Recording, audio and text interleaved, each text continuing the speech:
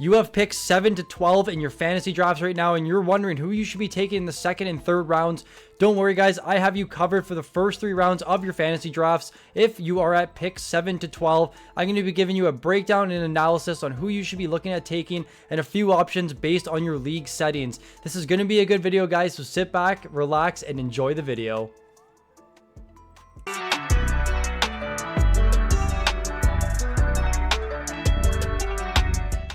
So if you watched the first video from picks 1 to 6, this is going to be a little bit more of a breakdown from picks 7 to 12.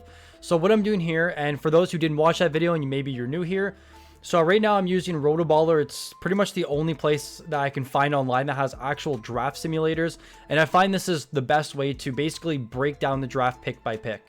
So what I'm doing here is I am using a 12-team league standard Yahoo scoring, and I'm basing the picks based on Yahoo ADP. So some of these picks may be different from what you saw in the first video because it was recorded a couple weeks ago, but still the picks should be relatively the same.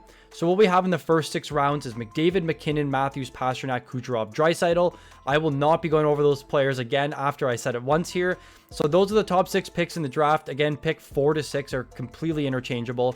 So now you're sitting at pick 7 and you didn't get any of the big dogs here. And you can see that there are 4 big centers off the board right now. We know that center depth is extremely deep amongst your leagues. So if you scroll down here, you want to be going, pick in the round 8, maybe round 11, where you're taking your centers if you don't get one of the big 4. So at this pick here, at pick 7, ADP is currently telling us to draft Mikko Rantanen, and I completely agree. This is a guy who last season had 103 points, 42 goals. He's coming off back-to-back 40-plus goal seasons, over 200 shots, one of the top power play players in the entire league on that Colorado Avalanche top power play, and he's a right-wing eligible player. And that's what you want to be seeing in the first round, is if you don't get those big centers, you want to be focusing on either a defenseman or a top winger, because then you can be drafting your centers a lot later in the draft. So I'm going to go Rantanen here, and that would be my pick at pick 7. So I'm going to go in order, and I'm just going to take the players based on what their current ADPs are. We're going to grab Kachuk there. We're going to grab Brady. So again, I don't want to be going through all the picks here, but this is how the first round and the start of the second round should look based on ADP. You guys like to know I like to go the 0 goalie strategy. So Igor Shesterkin going around about 16th overall right now in fantasy drafts is very good for you as a fantasy manager if he drops to that pick, and then it kind of opens the door for you in the second round. So obviously I would love to take Elias Pettersson at this pick here if he's available, just because he does have that center left wing eligibility. So if you need to play him at center, you can, or if you want to just put him to the wing and then do what I like to do and grab centers a little bit later in drafts because they tend to fall, that's the other option with Pettersson. So unfortunately, you weren't able to get him based on ADP, and we have to go look at what the picks are telling us. So based on ADP, the next pick should technically be Quinn Hughes or Philip Forsberg. So the thing with me right now in Forsberg is I'm just a little bit skeptical on how, if he can produce like he did last season. And I'm very curious to what a lot of people think about this Nashville team. I think it benefits Roman Josi adding Marchessault and Stamkos, but I think it hurts Forsberg because they did add 2 high volume sniping forwards, which is exactly the game that Forsberg likes to play. So when he was the guy there, he was super good. You saw last season with 48 goals, 347 shots, a ton of hits to add to that, and he was extremely good last season. So there is a bit of a risk taking Forsberg at this pick. I would love to grab him in the 3rd round if that was his ADP.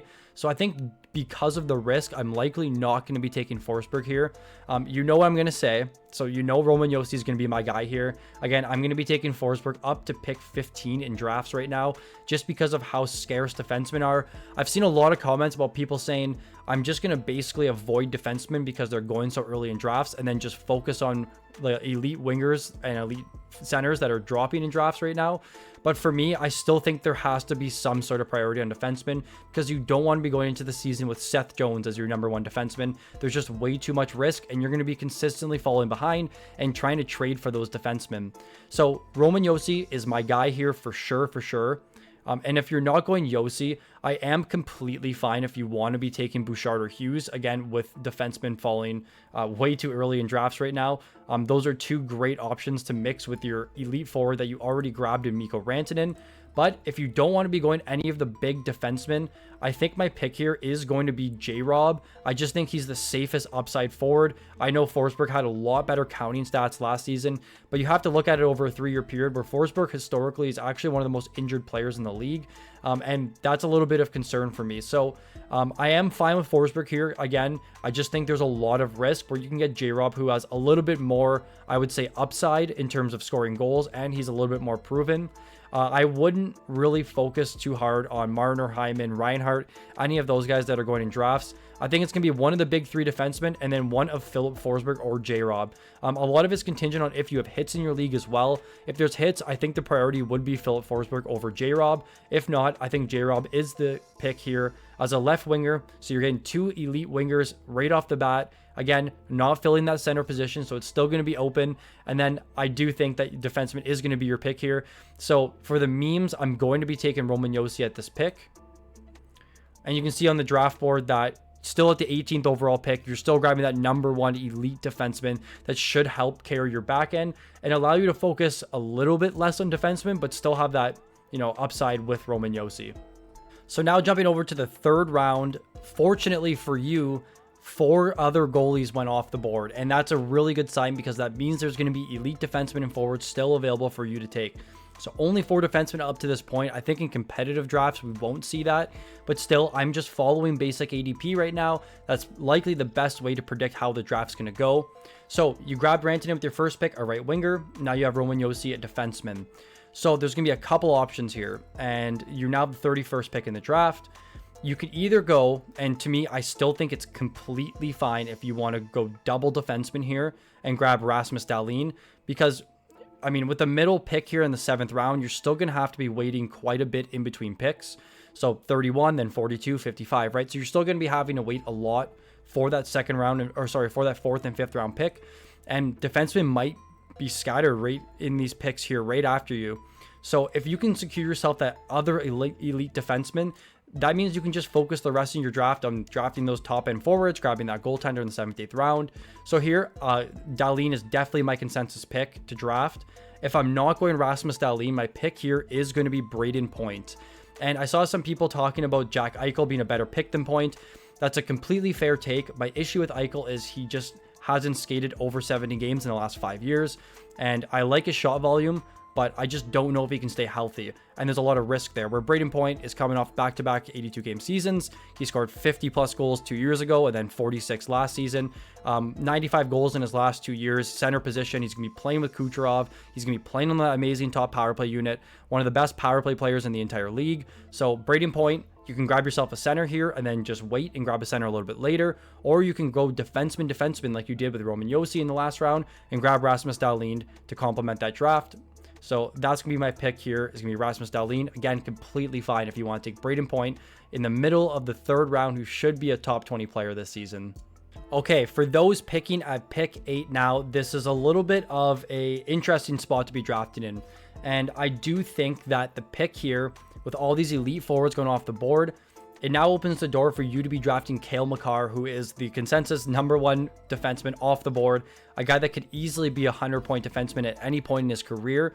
I think it's kind of a no-brainer here. It really is contingent on your leagues, though. So I've been getting a lot of questions about leagues with PIMs in it and hits and shots. Brady Tkachuk should easily be a top 5 pick in those leagues, so this draft board should look a lot different.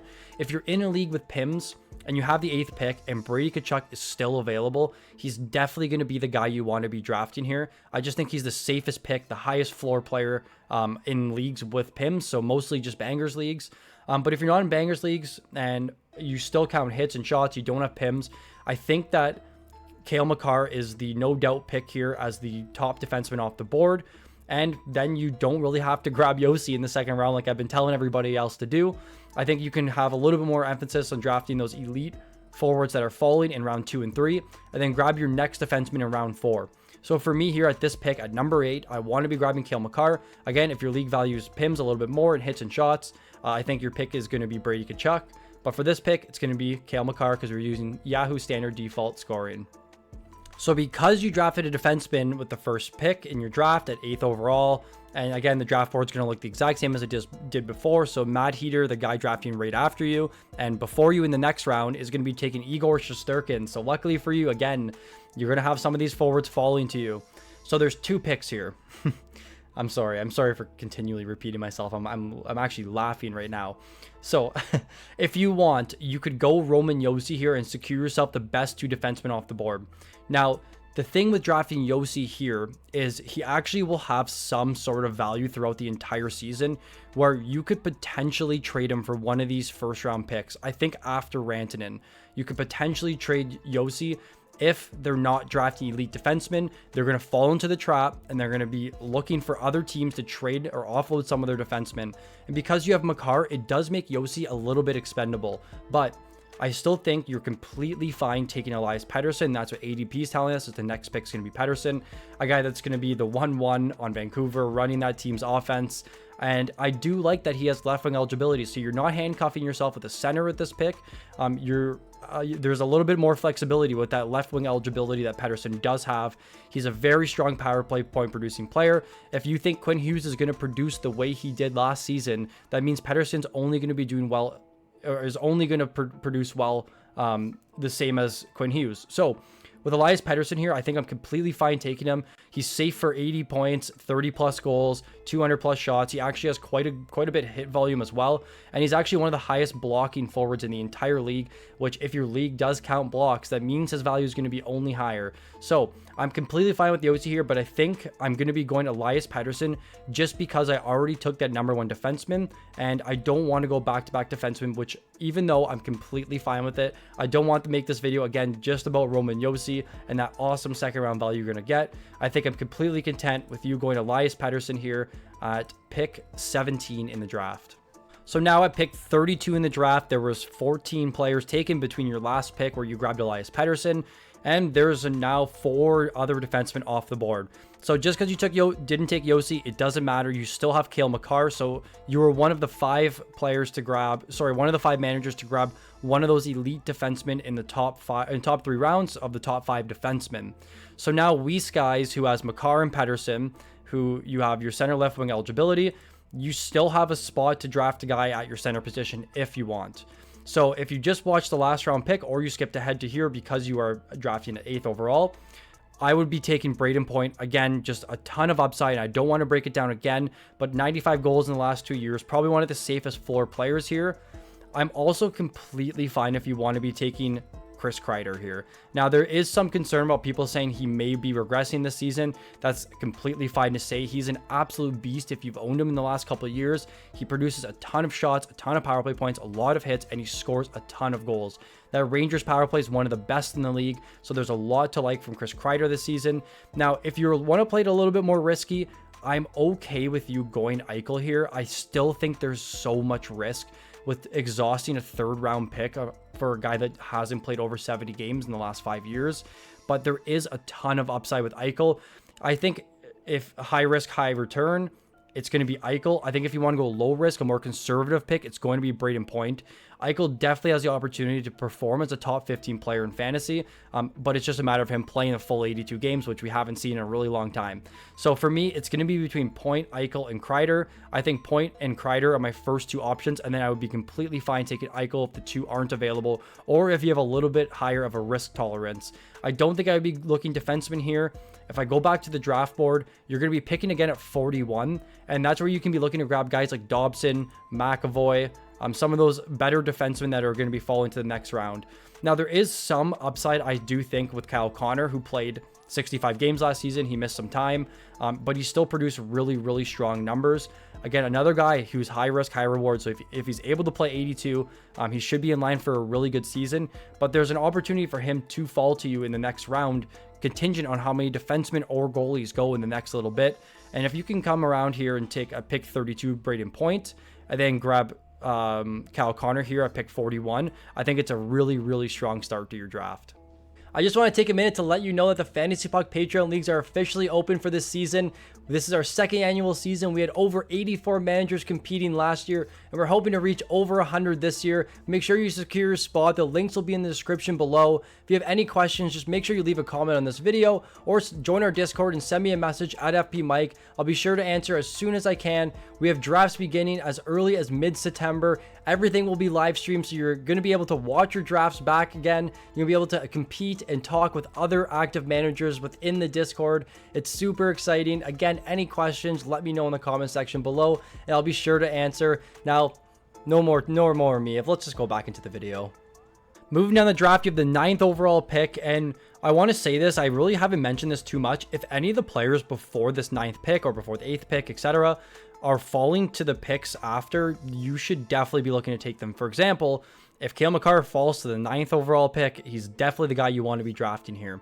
So, again, if you're in hits in PIMS leagues, your pick here is for sure going to be Brady Tkachuk. I think regardless of the league, it's a no question, a no-brainer pick. Look how far I have to scroll down to even find Brady Tkachuk on this site.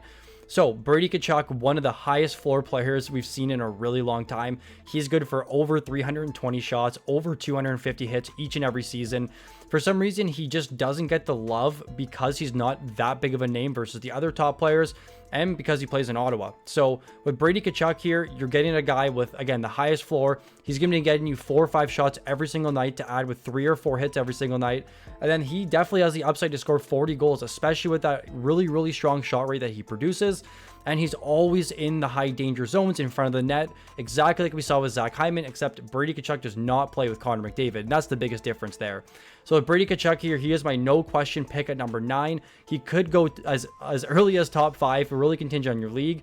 But at the 9th overall pick, I want to be grabbing Brady Tkachuk with the highest floor in the league, one of the safest players, and he's never really injured. I think this Ottawa team had a pretty big down year last year, aside from Brady Tkachuk. So hopefully if their offense starts to pick up a little bit more going into this season, Brady's value and Brady's upside is going to go even higher. So you grab Brady Tkachuk with your first pick here at 9th overall, and you're going to the second round with 16th overall pick. So I don't want to be repeating myself, but I'm going to talk about why I still think you should be taking Yosi here. You don't pick for a really, really long time. So you have a quick pick at 9, then you're back in at 16, and then your third round pick is going to be at 33. And it's likely in competitive leagues that we see maybe 4 or 5 defensemen go after William Nylander here after your pick at 16. And then you're going to be a little bit handcuffed trying to find or even trying to reach on some defensemen. So again, my number 1 pick here is going to be Roman Yosi at pick 16. Again, I'm taking him up to pick 15 in drafts right now, and I would take him over William Nylander. So Yosi's going to be my guy here to go. Sorry for scrolling so fast here. For going left wing center and then going defenseman right after. So you immediately get yourself that number 1 defenseman. You have a guy that could play 2 positions with your first pick. If you don't want to go Yosi, if you think you're reaching too early, I'm completely content with you going Elias Pettersson. We know that Brady Tkachuk covers pretty much every category at an above average to an elite level. So you don't really need to worry too much about the categories early on. And with Pettersson, you're going to get a guy that's going to be, an 80-point player, 30-plus goal scorer, as I explained, with that shot upside and still the upside to get a decent amount of hits on the Vancouver top line, top power play unit. And I like the flexibility you get with him at the center left wing position. So what we're going to do now is we're going to jump over to the third round and see what's available. And we're going to assume that we take Roman Yosi here because that's the pick I want to be taking. So we had to wait a while, but now we're at pick 33. We grab Brady and we grab Yosi, so we don't have to focus on grabbing a defenseman here. And let's take a look at what's available. So again, there's a couple dead spots here in the second and third round, like I've said. So it's going to be a pretty difficult decision on who you want to be grabbing here. So we know we have flexibility at our forward position right now with Brady, who can play 2 positions. And then you have a defenseman that's going to be carrying your back end with Roman Yosi. So this is going to be kind of my first off the board pick. And I know I mentioned the last one that I would be looking to grab potentially Eichel, and I'm fine with Chris Kreider here. I think personally, if you want, I would be looking to grab Tage Thompson at this pick. And I don't know if I can actually scroll down and find him specifically, but I think Tage has a ton of upside. A guy that was going top 10 last season or right at the end of the first round in some leagues. And he had that wrist injury he was battling, and when he came back, he was still really good. 15 goals over his last 26 games, and his shot volume still maintained. He still sustained a really strong shot rate, and his goal scoring over the last 3 seasons are one of the highest in the NHL. I think with Tage Thompson here, you potentially could draft one of the guys that's going at a little bit higher of an ADP, and then because you're up in the next pick at 40, so just 6 picks after, you can potentially look at grabbing Tage at pick 40. But if you think, based on who you're drafting with, that Tage will be drafted in these bundle of picks that you're going to be missing out on, I think it's completely fine if you want to be grabbing Tage Thompson here, who I personally think has the upside to be a top 15 player and outscore some of these riskier players like Reinhart, Hyman, Forsberg, with just the upside of being the 1-1 guy there in Buffalo. The whole Buffalo team regressed last season, and you're getting them all at huge ADP discounts. Just like J-Rob last season, where right now he's going the 3rd round and he was at the end of the 1st round last season. These are guys you're going to get huge discounts on just because of one down season. If they regress back to the mean of what they've done in their careers, these are going to be guys that are going to pay off huge value for you in fantasy. So for the point of this video, I'm actually going to be taking Tage because this is who I would be taking at this pick. And I think you could potentially go Brady, Yosi, Tage, and then Tim Stützle. And that's an extremely strong start to your draft because you're mixing in a bunch of categories. You have Yosi for the blocks, you have Brady for the hits, and then you have the upside with Tage and Stützle with that power play point goal upside and the hit upside with Tim Stützle, who actually has a lot more hits than you would expect. So for here, I'm going to go Tage Thompson because Eichel's too rich for my blood right now. And I don't think I want to be going... you could be going Kreider, but just because you drafted Brady with the 1st round pick with really strong category coverage, I think you can take a risk and grab Tage Thompson here with your 3rd round pick. Now, I don't know if he has dual position eligibility fully right now. I can actually pull it up on my right monitor, and that's what I'm going to do right now as I'm live recording this video. Where is Tage? So if I search Tage... He's currently going ADP 48, so he does have center right wing eligibility. So again, you get another flexible position. You can still focus on grabbing those centers a little bit later, put him on the right wing, put Brady on the left wing, and grab those centers later. It's an extremely good pick here. He's going ADP 48, which means in competitive leagues, I can see him dropping to around 40, and that means you can get a ton of value if you're drafting him here in the 3rd round. It would be my personal pick for this choice here. So we're at pick 10 in the draft, and this is where things get a little bit interesting. So you're going to have to make a decision, and it's going to be between 2 guys. I think Kirill Kaprizov and Matthew Tkachuk. So personally, I think I would be taking Matthew Tkachuk here just because it's a little bit better of category coverage right now. Now, the thing with Tkachuk is he had a really slow start to the season last year. 27 points in his first 33 games, and then exploded after that for 61 points for the remainder of the season. So his second half numbers and then his really strong playoffs tell me, and they indicate that he still has a ton of upside, and his slow start to last season is really no indication of what we should see going into this year. With Tkachuk, he has a lot less hit upside than his brother Brady, but still possesses the same shot volume, the same goal and assist upside, but a little bit better offensively. The only thing he's lacking is the hits versus Brady. And the reason why I'd be going Brady a pick ahead of him is just because I would rather take the 40 extra shots and 100 extra hits with Brady, and that just justifies his floor over Matthew Tkachuk right now. But the good thing about Tkachuk is you get the dual position eligibility with left wing and right wing, and then he still has the upside to score 40 plus goals, which he did in Calgary. This Florida Panthers offense is extremely fun to watch. Their defense continually drive the puck into the offensive zone. One of the best puck moving defensemen in the league typically fall under the Florida Panthers, but they recently moved on from Brandon Montour, who was a beast on the top power play unit, and then another good puck moving defenseman, Oliver Ekman-Larsson, who's gone. So maybe we see a little bit of a regression in this team's offensive firepower, but I think with Matthew Tkachuk, he's a staple in the top line. He's a staple in the top power play unit. You really can't go wrong with him there. And now with Kirill Kaprizov, I still think there's a ton of upside, and I'll get into it with the next pick because that's who it's gonna be at pick 11 for me. So I'm not gonna break him down fully, but I think at number 10, you should be going Matthew Tkachuk. So you picked at pick 10 and you're quickly moving over to pick 15 here. So if any of these 4 guys were taken, they're definitely going to be my prayer. Oh, I took Quinn Hughes. So swap out Quinn Hughes here for Jack Hughes. Apologize for my mistake. Jack Hughes will be available on here, but just assume that Quinn Hughes is Jack Hughes in this spot here. I don't really want to go back at this point. So at number 15, if Kirill Kaprizov falls, he's definitely your guy there. But if not, this is what you're looking at on the draft board. And ADP is telling us that William Nylander is the next best pick, which I'm completely fine with. You can put Tkachuk on the left wing. You can put him on the right wing. He does have that flexibility for you. And William Nylander scores a little bit more than Matt Tkachuk. The shot volume is relatively the same. Over the last 2 years, Nylander's played the full season. He had 87 points and then followed it up with 98 points last year with 40 goals, over 300 shots. I think he was at 293 2 years ago, so he was right in line with 300 the year prior. With both these guys, your first two picks, you're going to get 80 goals, 600 plus shots, a ton of power play upside. So I think it's completely fine going William Nylander here. He's just a big safety net with him because he really doesn't have much injury history in his career or over the last couple of seasons. Now, if you don't want to go William Nylander, and again, I'm going to break this down, and this is the reason why I'm taking Yosi all the way up into the 15th overall pick, is that you're going to have to wait a long time for your next pick. There is between 15 and 34, there's going to be about 18 guys off the board in here, which is likely going to consist of Quinn Hughes, again, replace Jack Hughes here.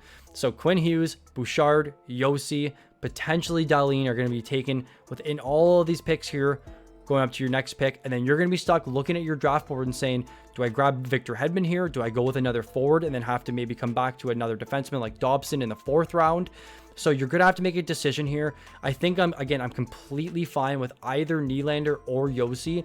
It's just contingent on how you think your draft's going to go in your league and how they value points. So for me, I'm going to take Nylander here because I just think the upside's so strong at this pick, but I'm 100% fine if you want to go Matthew Tkachuk and then follow it up with Roman Yosi in the 2nd round. So I'm going to go Nylander here, and then we'll jump over to the 3rd round pick.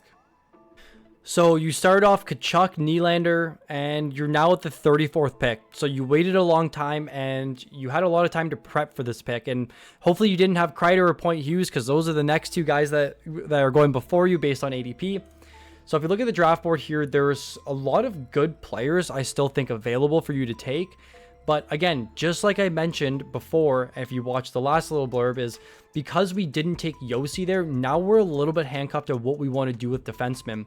So we're starting off the 3rd round with potentially not grabbing a defenseman. Now, for me, I'm just not a big Adam Fox fan. I do like the block volume and the point upside. It's just a severe lack of shots and hits that scare me a little bit with Fox. And that just plays more to his floor. If he was getting 200 shots, 100 hits, 150 blocks, sure, extremely strong value pick. Because even if he doesn't produce offensively, he still has the upside to produce in the peripheral categories. And that's what scares me off a little bit.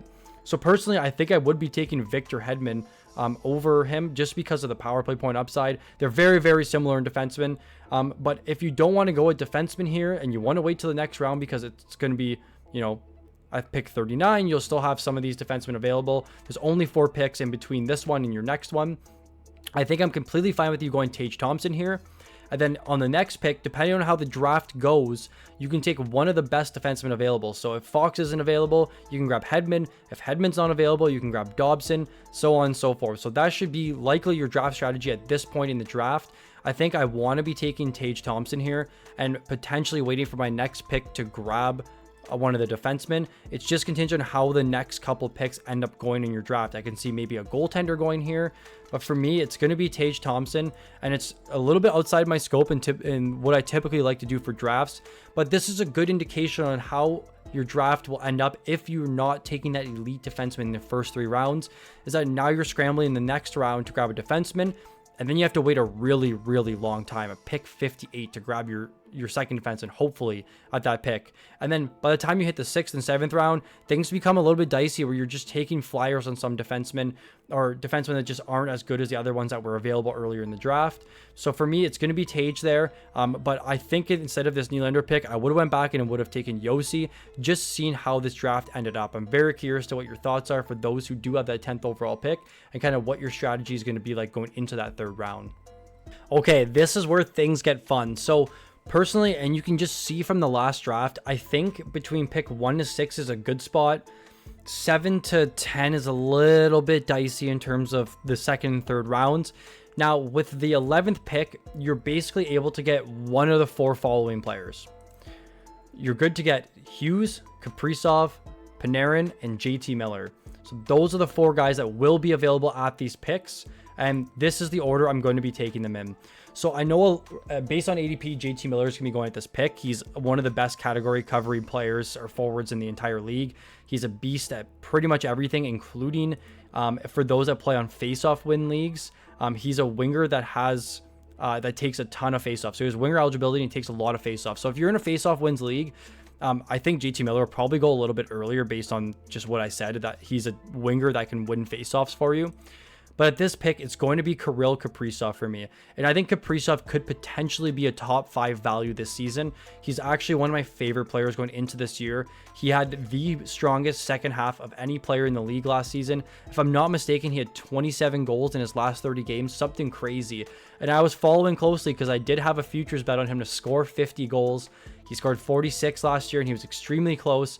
And speaking of futures bets, I'm going to be taking Kaprizov plus 2,500 to win the Hart this season. If he can carry that Minnesota offense like we've seen in the past and play a full 82, he should be in line for a massive season. One of the best power play point players in the league, 19 power play goals, 22 power play assists, scored 46 goals, 278 shots. There's so much to like from Kaprizov. It's just a matter of if he can play a full 82, and that's the exact same thing with Jack Hughes, who I'm going to be going over in my next pick. But for Kaprizov here, the only downside is that he's only left wing eligible. So you don't get much flexibility with him, but he could easily finish as a top 5 pick. I think he could finish above Rantanen, Makar, Brady, and Tkachuk in some leagues. I don't know about the big 6 here, but still with Kaprizov, there's so much to like from him. If you're in a keeper league, he still should be a beast for the next couple of years. I like this Minnesota team as a whole, and they should get better in the future. So Kaprizov is going to be my pick at number 11. I don't think I need to talk too much about this pick, but I will. So based on ADP, it should be JT Miller with the next pickup, and then Artemi Panarin. And you're smiling at your screen. You're so happy because you get to start your draft off with 2 studs that could easily be top 10 this season in Kirill Kaprizov and Jack Hughes. So my issue with Hughes, and it's definitely a glaring issue, is that the injury history.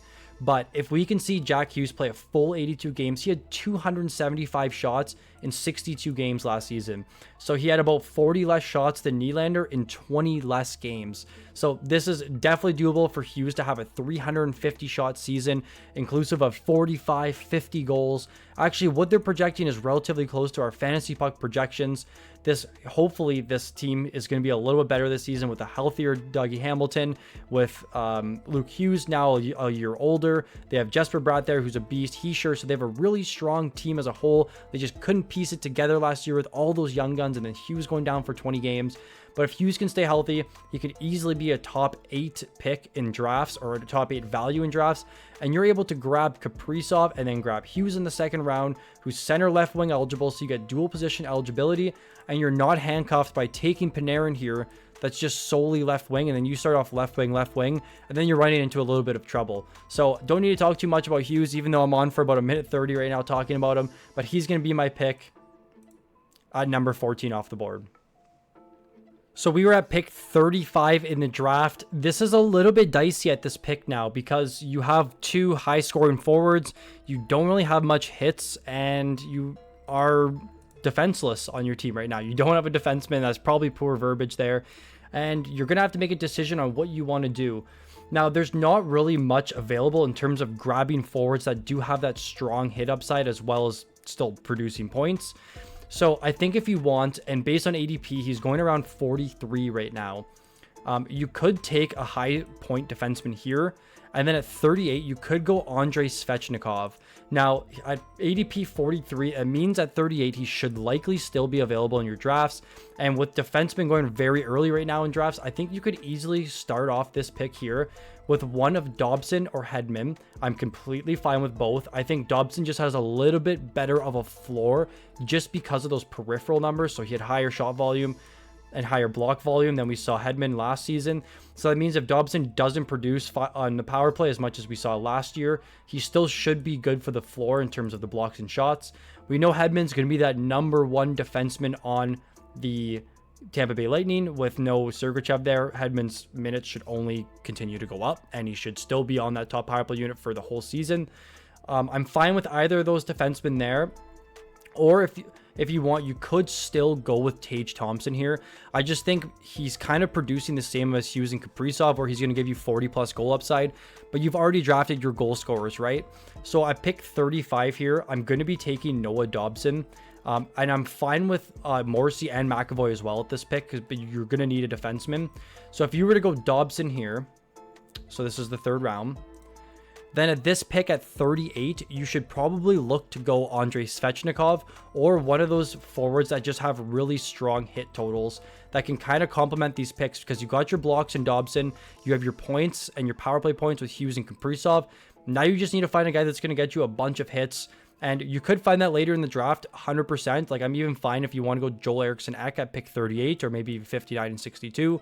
Look at Ek, look at Vincent Trocheck, forwards that just basically touch on every single category. But those would be basically my suggestions for the 11th overall pick. A very weird place to draft because you have to wait so long in between picks, and that means you're gonna have to be reaching for guys in drafts, because if you take someone at pick 38 and you think someone's gonna fall to 59, you're basically waiting for all these teams to draft, right, from 39 to 58. So you're waiting on 20 picks before your next one.